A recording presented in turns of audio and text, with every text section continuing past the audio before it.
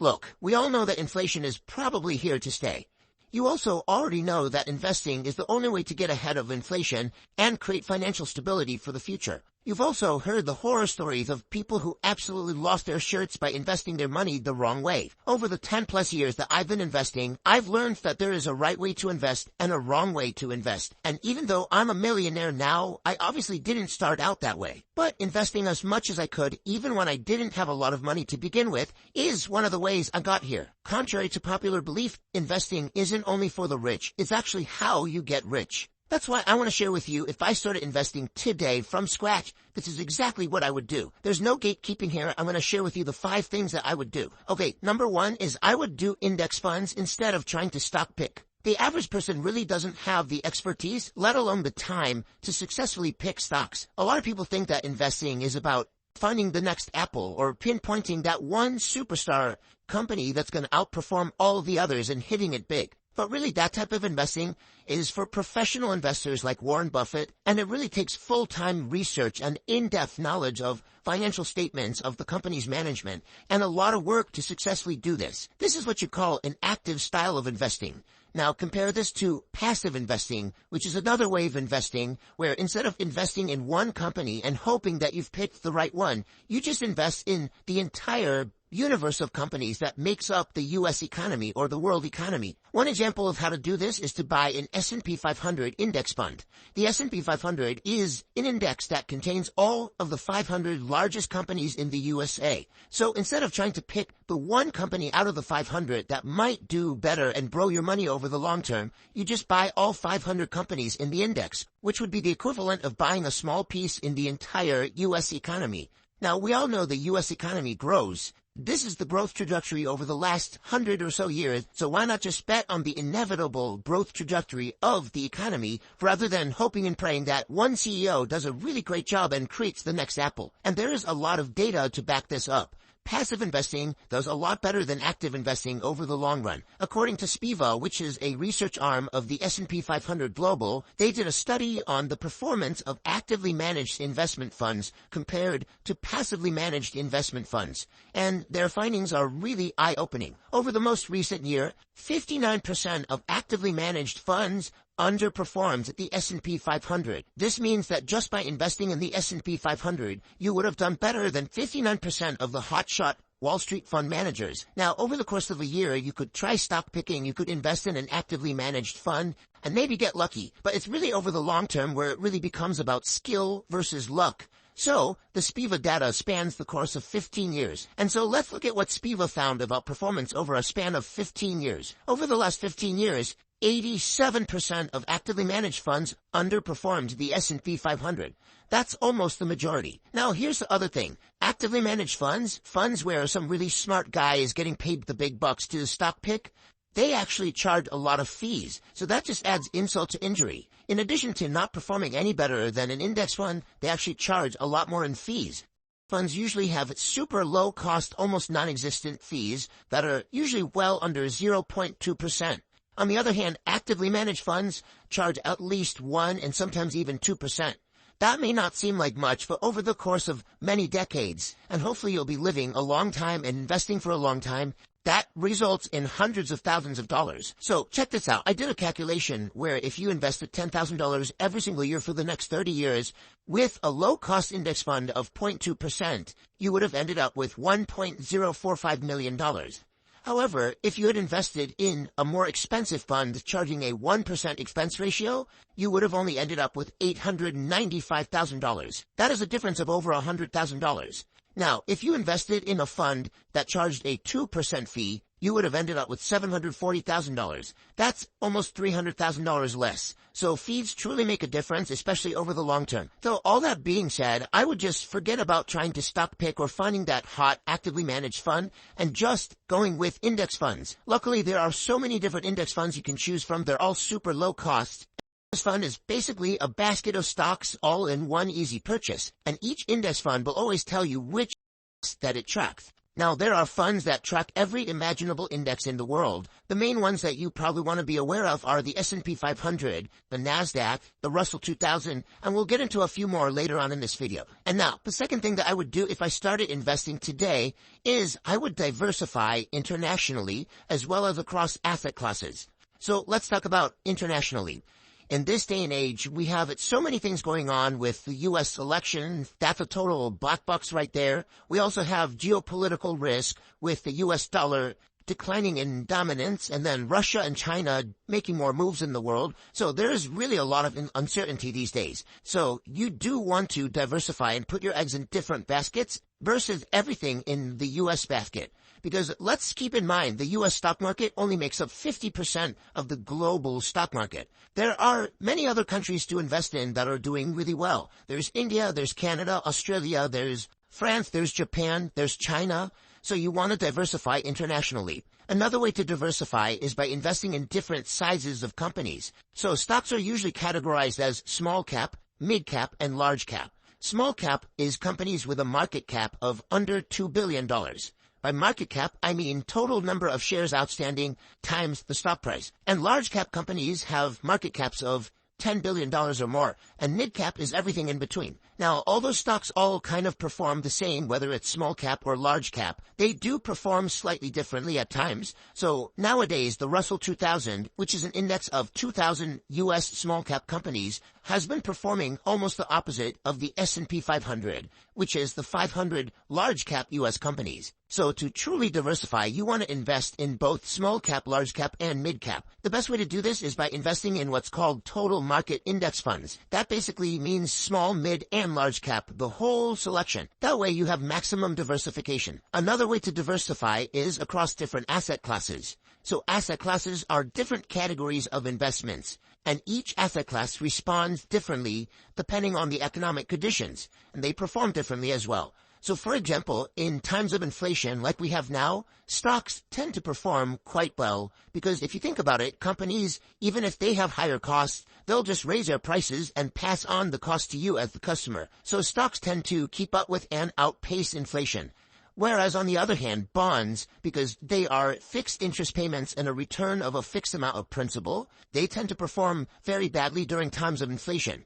They also don't perform very well during times of growth. It's really stocks that perform well in times of growth. And then during recessions, the opposite is true. Bonds tend to do better in recessions and times of economic stress. Other asset classes you could consider are things like inflation-protected securities. These are bonds whose payments are indexed to inflation, so they actually keep up with inflation. You can also invest in real estate through REITs, which are real estate stocks. So by diversifying across different asset classes, you can really de-risk yourself and bulletproof your investment portfolio as much as possible. By the way, if you like the way I teach and you're excited to learn more about investing, I wanted to invite you to my free upcoming training, The Freedom Formula, all about how to invest your way to financial freedom, even if you're scared, don't have a lot of money, and feel totally intimidated by financial jargon.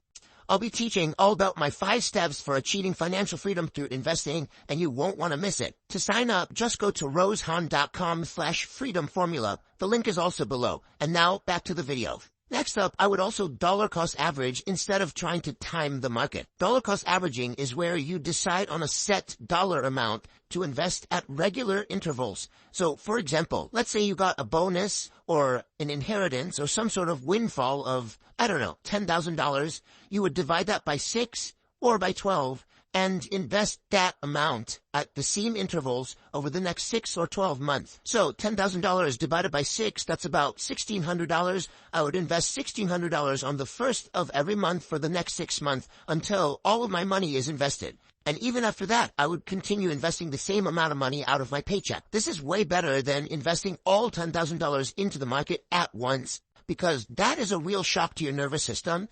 And we all know that the number one thing that stops people from investing is the fear of losing your money as soon as you invest, and the market just crashing as soon as you invest.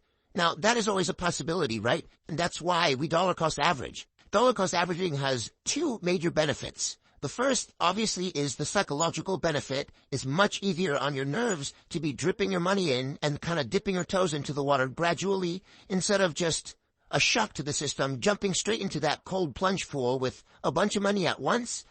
And the second reason is it's actually a really smart strategy that improves your investment returns over time. Because think about it. If you're investing the same fixed dollar amount every single month, then you're getting in at different levels of the market. When the market's high, you're buying the same amount. If your market's low, you're buying the same amount. And so what ends up happening is when the market is high and things are expensive, you get less shares. But when the market is low and things are cheaper, that money buys you more shares. So you end up buying less when it's expensive, buying more when it's cheap, and over time, this really improves your average entry price. But the bottom line is dollar cost averaging works, and the best way to make it work for you is to automate it. Pretty much every brokerage platform out there allows you to automate your investments, so just decide on a dollar amount today, set up your investments in dollar cost average. The key is to take yourself out of the picture, automate it on a monthly basis so that it's not a question of if you'll invest every month, it's just happening no matter what. It's really about having a long-term mindset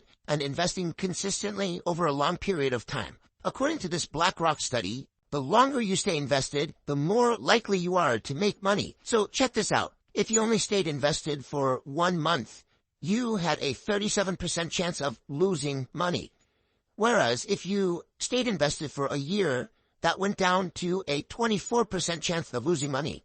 And then, where the numbers really change is over longer periods of time. If you stayed invested for 10 years, you only had a 5.1% chance of losing money. And then, if you stayed invested for 16 years, then you had a 0% chance of losing money. That's because the market always goes up and it recovers from all the different little shocks and ups and downs, such as the recent Japanese yen panic in August. The market also recovered after the global pandemic in 2020. We also recovered after the 2008-2009 financial crisis. The market always recovers. So if you just stay invested and dollar cost average over this entire period of time, and stay in it for the long run, you will make money. Okay, the fourth thing I would do is I would also be really smart about which accounts that I invested in. A lot of people don't know about this, so they'll just open a brokerage account at Robinhood or some random brokerage without realizing that there are other accounts where you can save a lot of money in taxes. Now, taxes are everybody's single largest bill in your lifetime, so it makes sense to invest in a tax-savvy way. Because I don't know if you know this, but when you make a gain on your investments or you receive a dividend or an interest payment, all of that is subject to taxes, but not if you shelter those investments in the right accounts. So one really great account to start with is the 401k. This is a workplace-sponsored retirement account that allows you to take deductions out of your paycheck and put it straight into your 401k. What's great about the 401k is anything you contribute to it is an immediate tax deduction to your taxable income that year.